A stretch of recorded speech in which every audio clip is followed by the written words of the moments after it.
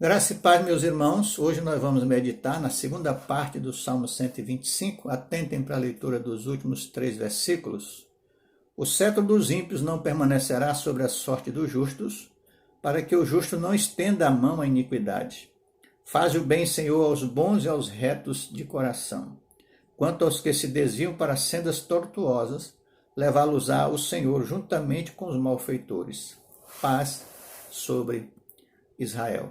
Meus irmãos, nós vimos aqui que dos Salmos 120 até o Salmo 134, eles são conhecidos como Salmo de romagem, de degraus ou peregrinação. E vimos que normalmente eles são cantados ou eram cantados nas peregrinações para adoração ao Senhor em Sião.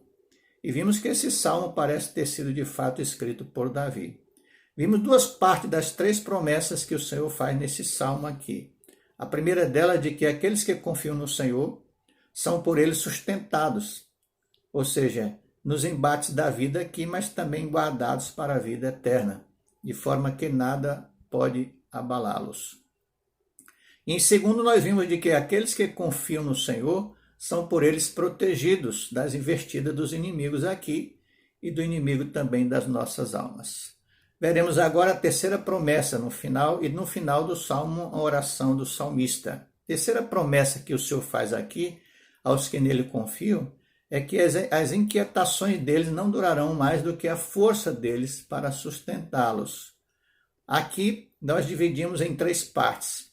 Supõe-se que o cetro da impiedade possa vir e cair sobre a sorte dos justos. Então o cetro do poder dos ímpios pode oprimi-los, o cetro da raiva deles pode fustigá-los e atormentá-los. Esse cetro pode cair sobre eles, sobre suas posses, sua liberdade, sobre a sua família e o nome deles também. Tudo pode cair sobre a sorte dos justos, mas não pode alcançar a sua alma.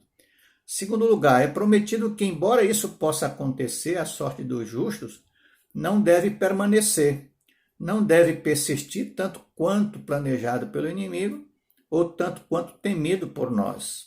Então, certamente que o Senhor cortará em justiça essa investida do inimigo. O Senhor estará tão perto daqueles que o buscam que a tentação durará, que na tentação o Senhor dará o seu escape.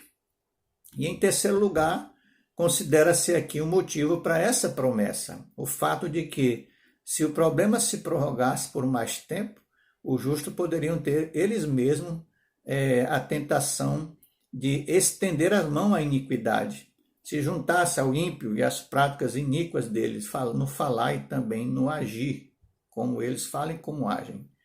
Então havia perigo de que, depois de serem perseguidos por muito tempo, por causa da sua confiança em Deus, ficassem cansados disso e dispostos a desistir de seguir ao Senhor.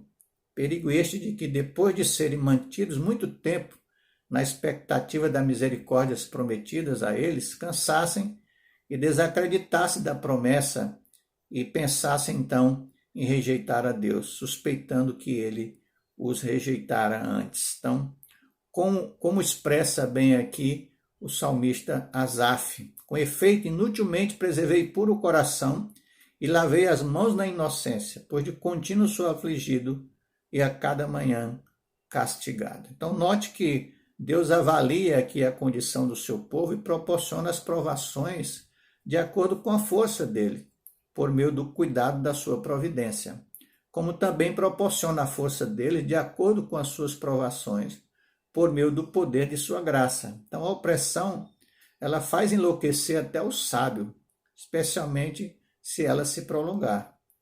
Por isso, por causa dos escolhidos, os dias de tribulação serão abreviados, para que qualquer que seja a porção deles neste mundo, eles não podem perder sua sorte e sua herança entre os escolhidos. Por fim, aqui, irmão, nós vamos ver que a oração do salmista, que ele levanta aqui pela felicidade dos que são sinceros e constantes. Faze bem, Senhor, aos bons e retos de coração. Isso nos ensina a orar, a fazer súplica por todos os santos, e podemos orar por eles com a certeza de que aqueles que fazem o bem serão também tratados de forma benigna por Deus. Então ele nos diz: seja bom, ó Senhor, com aqueles que são... Ele não diz que seja bom com aqueles que são perfeitos. Não, nem tampouco com aqueles que não têm pecado ou são imaculados, mas com aqueles que são sinceros e honestos. Então, as promessas de Deus devem avivar nossas orações. É confortável, meus irmãos, desejar o bem para aqueles por quem Deus está envolvido em fazer o bem. Isso deve nos estimular em oração. E temos mais aqui também. Ele não faz uma oração, mas ele faz uma previsão à ruína dos hipócritas e desertores, ou seja, os apóstatas.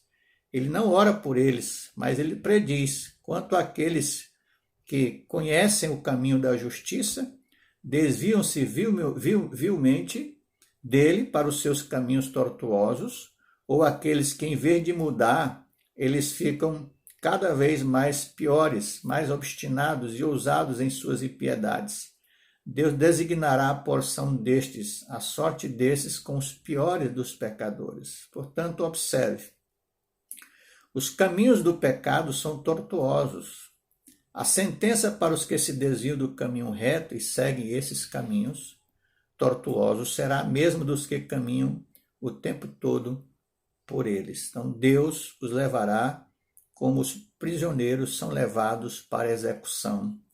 Apartai-vos de mim, malditos para o fogo eterno. Mateus 25, 41. E irão estes para o fogo eterno.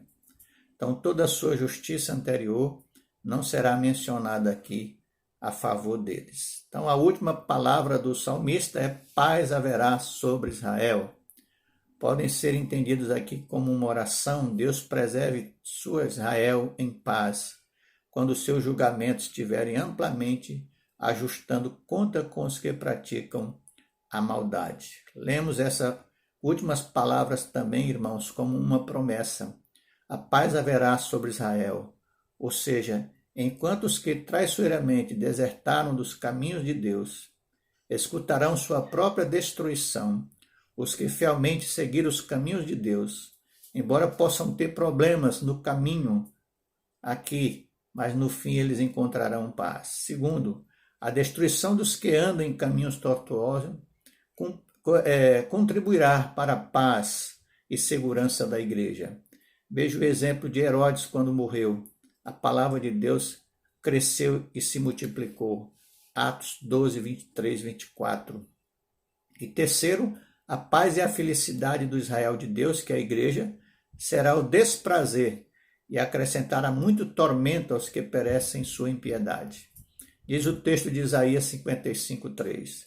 Pelo que assim diz o Senhor Deus: eis que os meus servos se alegrarão, mas vós vos envergonhareis. Na nossa conclusão aqui, meus irmãos, graças a Deus podemos ter a certeza de que tudo vai bem com o povo de Deus, pois temos as promessas de um Deus bom, às quais devemos nos agarrar e ficar seguros, e não ficar sempre sob a trama dos ímpios. Mesmo que possamos passar aqui por aflições, irmãos, e de fato passaremos, não sucumbiremos, porque o Senhor é quem nos sustenta.